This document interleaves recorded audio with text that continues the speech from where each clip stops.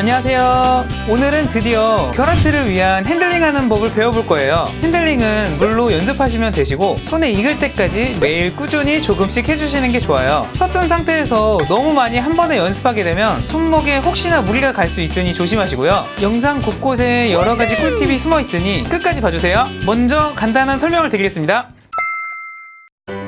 피처에 우유를 대신해서 물을 담으시고 낙체를 높인 상태에서 흔드는 것으로 핸들링 연습을 해주시면 됩니다. 피처 주둥이에서 떨어지는 물줄기가 이렇게 끊김없이 자연스럽게 웨이브 치는 느낌이 들도록 하는 것이 바른 핸들링의 연습법입니다.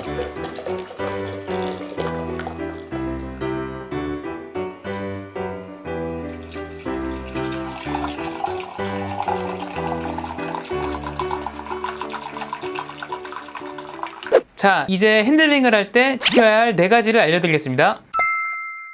너무나 간단하면서도 중요한 거라 확실하게 설명드리고 넘어가겠습니다. 피처는 어떻게 잡든 큰 상관은 없지만 피처를 잡고 흔들 때 좌우로 크게 흔들면 안 됩니다. 손에 힘을 빼고 피처를 잡고 살랑살랑 흔든다고 생각해야 합니다. 보통 초보자분들이 이렇게 손목으로만 핸들링하는 경우가 많은데요. 피처에 담긴 무거운 우유를 손목만으로 일정하게 컨트롤하는 건 어려워요. 손목이 아니라 팔꿈치 위로는 고정시켜 주시고 팔꿈치에 못을 박았다고 생각하고 팔목에서부터 피처 잡은 손 전체를 흔들어 주신다고 생각하셔야 합니다. 이때 우유는 자연스럽게 흘러가도록 내버려 두셔야 해요.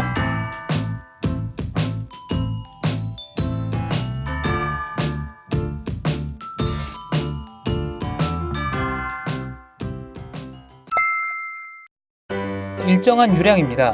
처음 핸들링을 시작할 때부터 핸들링이 끝날 때까지 유량을 일정하게 유지해야 합니다.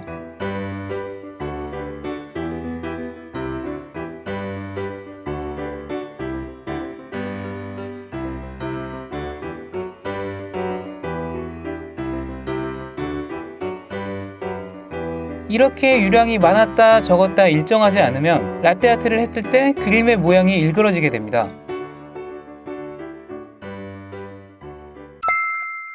일정한 속도입니다. 유량과 함께 계속해서 일정하게 유지해야 하는 것은 바로 핸들링의 속도입니다.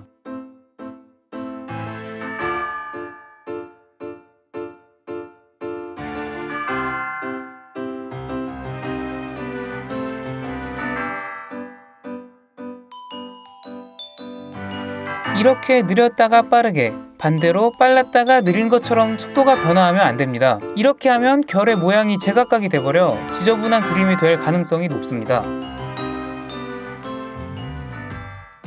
자, 세 번째는 핸들링의 폭인데요. 이건 종이 위에서 알려드릴게요.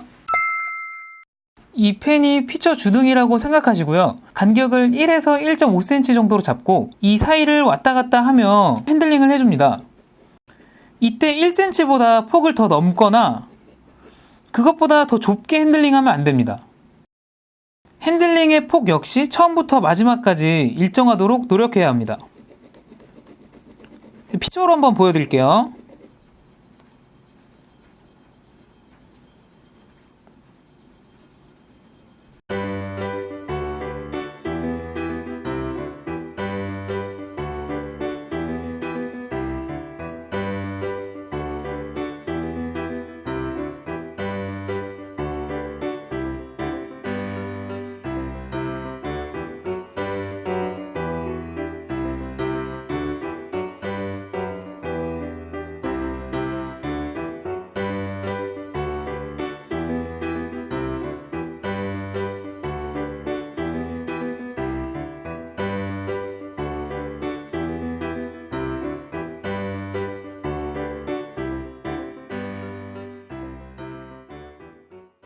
자, 이렇게 핸들링을 할 때 유의해야 하는 점들을 알아보았는데요. 어려울 수도 있지만 오늘 설명드린 내용들을 이해하고 하신다면 분명 어느 순간 익숙해져 있을 거라 믿습니다. 그럼 끝까지 봐주셔서 감사드리고 다음 영상에서 봐요. 안녕!